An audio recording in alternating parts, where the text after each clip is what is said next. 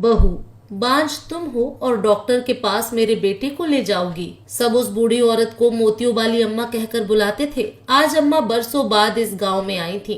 गांव काफी बदल चुका था और वह उस घर को बड़े गौर से टकटकी लगाकर देख रही थी, जो पहले से ज्यादा सुंदर लग रहा था। उस आंगन में खेलते बच्चों को देखकर उसकी आंखें भर आईं और वह फौरन वापस मुड़ गई।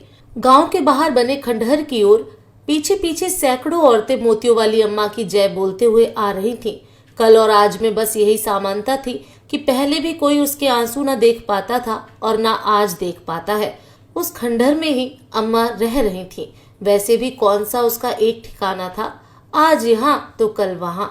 खंडहर पर पहुंचकर अम्मा जी ने कहा, अगर कोई मिलना चाहे तो कल आइए। इतना कहकर अम्मा खंडहर के अंदर चली गईं। औरतें भी अपने अपने घरों को लौट गईं। एकांत पाते ही अम्मा जी का मन उस सुंदर घर के आंगन में जा पहुंचा। उनके कानों में उनका नाम गूंज रहा था।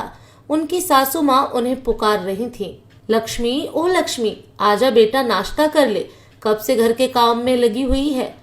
समय पर खाया पिया कर, अपना ध्यान रखा कर, तभी तो तू हमें तंदुरुस्त संतान दे पाएगी। लक्ष्मी शर्माते हुए, क्या अम्मा जी आप भी? सास, अरे शर्माती क्यों हो, सच ही तो कह रही हूँ। सासू माँ अपनी बहू लक्ष्मी का बहुत ध्यान रखती थी।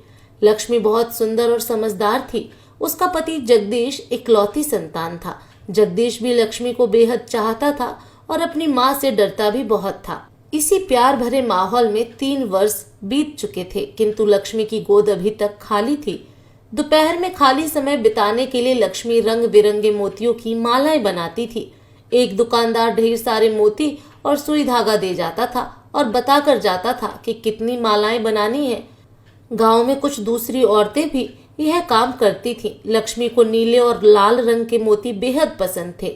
संतान न होने के कारण धीरे धीरे लक्ष्मी की सास का व्यवहार लक्ष्मी के प्रति बदलने लगा।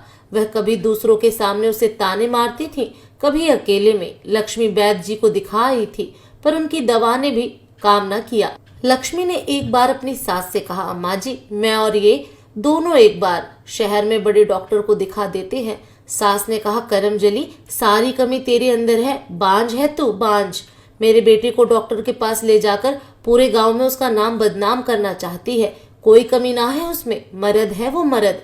लक्ष्मी ने उन्हें समझाने की बहुत कोशिश की, पर वह अपनी बात पर अड़ी रही और जगदीश भी कुछ नहीं बोला। एक दिन जगदीश और उसकी माँ पड़ोस के गांव में किसी शादी में गए और सुबह वापस आए। वापस आने पर एक सुंदर सी लड़की उनके साथ थी। लक्ष्मी की सास ने उसका बड़े प्रेम से स्वागत किया और लक्ष्मी को अपने पास बुलाया और कहा, देख लक्ष्मी, यह तेरी छोटी बहन जैसी है, इसलिए बहन की तरह ही प्यार करना, सौतन मत समझना। जा, अब जगदीश और इसके लिए कमरा तैयार कर दे। मैं भी क्या करती, तू तो मुझे संतान न दे सकी। मैंने जगदीश का दूसरा ब्याह करवा दिया। क्या करूं, मैं भी मजबूर हूँ। मरने से पहले वारिस का मुंह तो देख लूं। लक्ष्मी के सिर पर तो मानो आसमान गिर पड़ा और जगदीश चुपचाप सिर झुकाए पास में खड़ा था। लक्ष्मी मरती क्या न करती, रोते रोते सारे काम कर रही थी, लेकिन उसकी सौतन लाजो के प्रति उसका व्यवहार सचमुच बहन जैसा ही रहा। लाजो भी उसे दीदी कहती थी और उसका सम्मान करती थी। मन ही मन दोनों एक दूसरे की मजबूरी समझती थी। धीरे धीरे वक्त बीतता गया। 2 वर्ष बीत गए और लाजो की गोद भी खाली ही थी। सासू माँ की रातों की नींद उड़ चुकी थी। उनके मन में यह विचार उपजने लगा था कि लक्ष्मी के दुर्भाग्य का असर लाजो पर भी होने लगा है। एक दिन सुबह जैसे ही लक्ष्मी लाजो को नाश्ता देने लगी, सासू माँ ने नाश्ते की थाली छीनकर लक्ष्मी का हाथ कसकर पकड़ लिया और उसे घसीटती हुई घर के बाहर ले गई और बाहर धकेल कर दरवाजा बंद कर दिया और कहने लगी, तेरे साथ रहकर तेरी मनहूसियत का साया लाजो पर पड़ रहा है, तू चली जा यहाँ से, फिर कभी अपनी सूरत हमें मत दिखाना। लक्ष्मी ने रोते रोते कहा, अम्मा जी, कहाँ जाऊंगी मैं? मेरा तो मायके में भी कोई नहीं है, ना कोई नाते रिश्तेदार है। सासू माँ, तो मैं क्या करूं? क्या मैं तेरी वजह से अपने कुल का नाश होने दूं, नाम समाप्त होने दूं, उसे आगे बढ़ने से रोक दूं? लाजो ने भी अपनी सास को समझाने की कोशिश की। सासू माँ ने उसे डांट दिया और कहा, जा, तू भी चली जा उसके साथ, मैं अपने बेटे का एक और ब्याह कर दूंगी। लाजो डर के मारे चुप हो गई। सासू माँ ने लक्ष्मी के कपड़ों की गठरी, उसकी रंग बिरंगी मालाएं, सब कुछ लक्ष्मी के मुंह पर दे मारा। उस समय जगदीश घर पर नहीं था, होता तो शायद वह ऐसा करने से अम्मा जी को रोक पाता। लक्ष्मी वहां से रोती हुई चली गई। उसकी समझ में नहीं आ रहा था। वह गांव के बाहर उसी खंडहर में जा पहुंची। उसे उम्मीद थी कि शायद जगदीश उससे मिलने आए और सचमुच वह सांझ ढले आया। जगदीश, लक्ष्मी अम्मा ने तुझे घर से निकाल दिया। मैं अम्मा जी से तो कुछ कह नहीं सकता, मुझे माफ कर दे, लेकिन मैं अम्मा जी को बिना बताए तेरे साथ चल सकता हूँ। लक्ष्मी, आप मेरे साथ चलोगे तो लाजो और अम्मा जी का सहारा कौन होगा? आपके बापूजी के गुजर जाने के बाद अम्मा ने ही आपको अकेले हिम्मत से पाल पोस कर बड़ा किया है। आप घर जाओ, मेरी चिंता मत करो, मैं कहीं किसी भी गांव में रह लूंगी। जगदीश, मैं सुबह पैसे लेकर आता हूँ और कुछ कपड़े भी। तू चिंता मत कर, छुपते छुपाते आऊंगा और हम दोनों कहीं दूर चले जाएंगे। लक्ष्मी को ये गवारा न था। जगदीश के वहां से निकलते ही वह भी अपनी गठरी उठाकर खंडहर से निकल गई। लगातार पैदल चलते चलते बहुत दूर निकल गई। जब उसे ध्यान आया कि वह अकेली रास्ते पर चल रही है और वह भी इतनी रात में, तो घबरा कर चुपचाप एक काली चुनरी ओढ़कर घने पेड़ के नीचे बैठ गई और सूरज की पहली किरण फूटते ही आगे चल पड़ी। उसे कहाँ जाना है कुछ नहीं पता। सुबह जगदीश आया और खंडहर में लक्ष्मी को न पाकर समझ गया कि वह चली गई है और वह वापस घर लौट गया। इधर लक्ष्मी चलते चलते बेहाल हो चुकी थी। उसे लग रहा था कि वह बहुत दूर आ चुकी है। दोपहर हो चुकी थी, सूरज सिर पर चमक रहा था। पसीने से बेहाल लक्ष्मी को भूख और प्यास सता रही थी। खाने को तो कुछ नहीं मिला, लेकिन उस सुनसान रास्ते पर एक पेड़ के नीचे एक घड़े में थोड़ा पानी मिल गया। पानी पीकर वह पेड़ के नीचे बैठ गई। थोड़ी देर बाद फिर चल पड़ी। चलते चलते कुछ खेत और झोपड़ियां दिखने लगे थे। वह एक गांव की सीमा पर पहुंच चुकी थी। गांव देखकर उसने राहत की सांस ली और एक पेड़ के नीचे रात को आराम किया। सुबह सुबह जंगल से लकड़ी, टाट के टुकड़े, बड़े बड़े पत्ते और कुछ सुतलियां चुनकर लाई और एक झोपड़ी नुमा कमरा बांधकर तैयार कर लिया। और वह जंगल से फूल लाकर मालाएं बनाती थी और गांव में जाकर बेचती थी।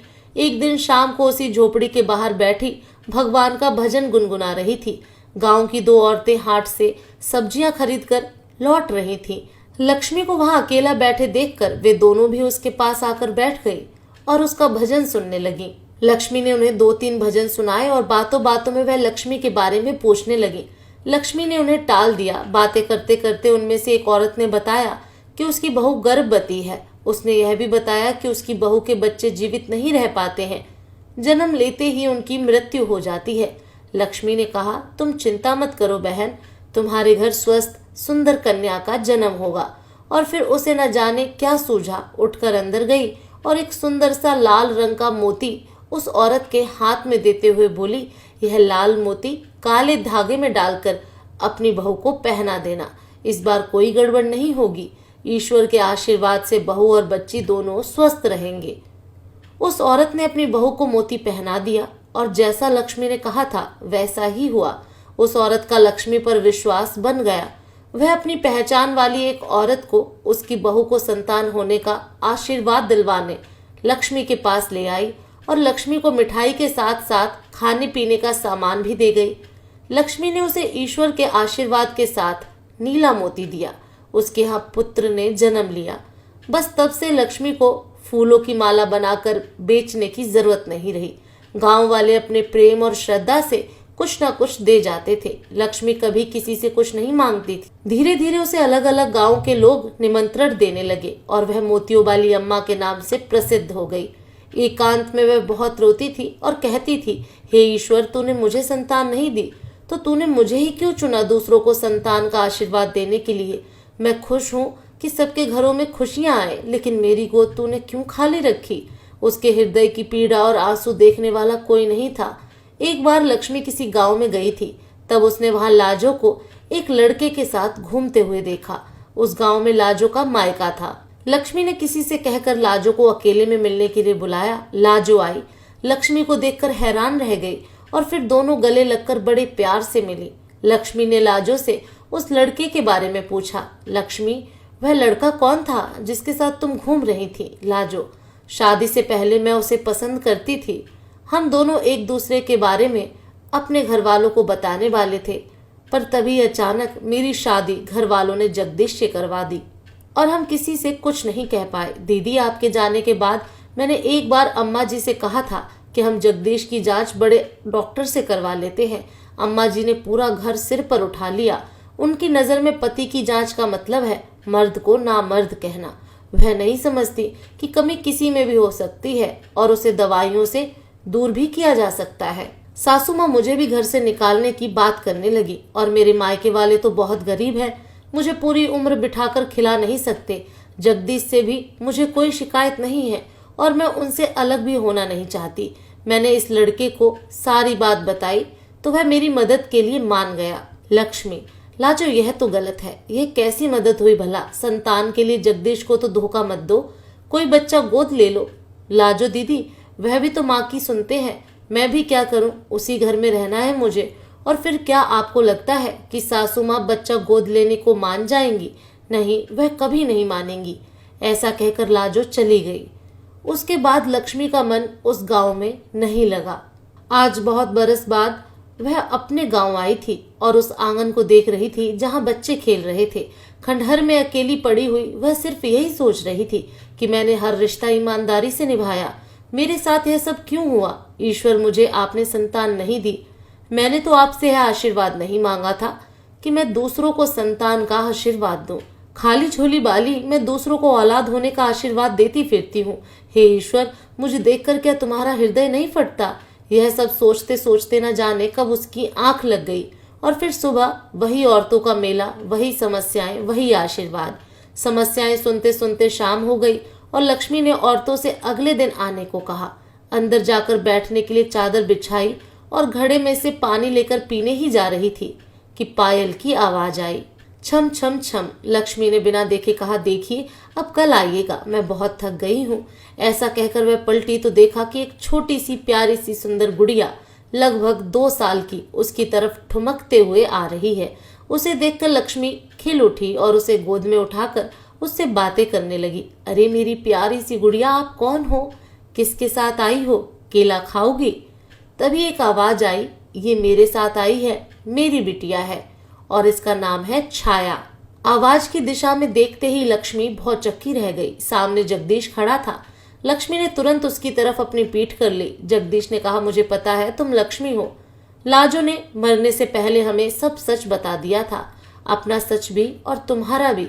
लक्ष्मी उसकी तरफ पलटी। उसकी निगाहों में अनगिनत सवाल दिखाई दे रहे थे। दोनों वही बिछी चादर पर बैठ गए और जगदीश ने बताना शुरू किया, मेरे और लाजो के 3 बच्चे हैं। बड़े बेटे की सच्चाई लाजो ने मरने से पहले बता दी थी। उसके बाद हमारा एक बेटा और बेटी छाया ने जन्म लिया। लाजो ने माफी भी मांगी थी। बड़े पोते को पाकर अम्मा जी बहुत खुश थीं और लाजो को घूमने फिरने की छूट भी मिल गई थी। अम्मा जी को बच्चे के साथ व्यस्त करके हम दोनों घूमने के बहाने शहर में डॉक्टर के पास जाते थे और अम्मा जी को भनक भी नहीं लगती थी। इलाज करवाने के बाद लाजो का और मेरा एक बेटा हुआ और उसके बाद छाया के समय जब लाजो गर्भवती थी तब वह सीढ़ियों से गिर गई थी और उसे शायद आभास हो गया था कि वह अब बचेगी नहीं। उसने अम्मा जी को और मुझे पहले बेटे की सच्चाई और तुमसे मुलाकात की सारी बातें हमें बता दी थी। तब उसे लेकर अम्मा जी को पल भर के लिए भी चैन नहीं आया है। रात दिन यही कहती रहती हैं कि निर्दोष लक्ष्मी को मैंने घर से निकाल दिया, उसे कहीं से ढूंढ लाओ तो मैं माफी मांग लूं। रात रात भर अम्मा जी को नींद नहीं आती, भूख भी नहीं लगती। कहने को तो वह 3 बच्चों को संभाल रही हैं, लेकिन उनकी मानसिक स्थिति ठीक नहीं है। सारा दिन खुद से बातें करती रहती हैं। यह सब सुनकर लक्ष्मी जार जार रोती जा रही थी। लक्ष्मी, मैं एक बार अम्मा जी से मिलना चाहती हूँ। जगदीश उसे लेकर घर पहुंचा तो लक्ष्मी घर के बाहर ही रुक गई। जगदीश ने उसे अंदर आने को कहा पर वह अंदर नहीं आई। जगदीश अंदर गया और अपनी माँ को हाथ से पकड़कर बाहर की ओर लाता हुआ बोला, चलो अम्मा, बाहर चलो, देखो कौन आया है। अम्मा, मुझे किसी से नहीं मिलना। जगदीश जबरदस्ती अम्मा को दरवाजे तक ले आया। अम्मा लक्ष्मी को देखकर हैरान रह गई और फिर उसे खींचकर अपने गले से लगा लिया। दोनों सास बहू बहुत देर तक गले मिलकर रोती रहीं। रो रो कर जब दोनों का मन हल्का हो गया तब सासू माँ ने लक्ष्मी से कहा, लक्ष्मी बहू, मुझे माफ कर दे, तू तो निर्दोष थी, मैंने तेरे साथ बहुत गलत किया। ले अब संभाल अपना घर, मुझसे नहीं संभलते तेरे बच्चे। ऐसा कहकर उन्होंने सबसे पहले बड़े बेटे को आगे किया और बोली, बड़ों की गलती में बच्चे का क्या कसूर? लक्ष्मी अपनी सास का यह बदला हुआ रूप देखकर बहुत हैरान थी और खुश भी कि उन्होंने कितनी सरलता से बच्चे को स्वीकार कर लिया था। बाकी दोनों बच्चे भी लक्ष्मी के गले लग गए और अगले दिन सुबह घर में खूब चहल पहल थी। दोनों बेटे स्कूल जाने के लिए तैयार हो रहे थे। अम्मा जी का तनाव खत्म हो चुका था और वह खुशी खुशी लक्ष्मी की रसोई में मदद कर रही थी। और सबसे ज्यादा खुश थी लक्ष्मी अपने 3 संतानों को पाकर। तो दोस्तों, आपको ये कहानी कैसी लगी कमेंट करके जरूर बताएं। फिर मिलूंगी एक नई कहानी के साथ।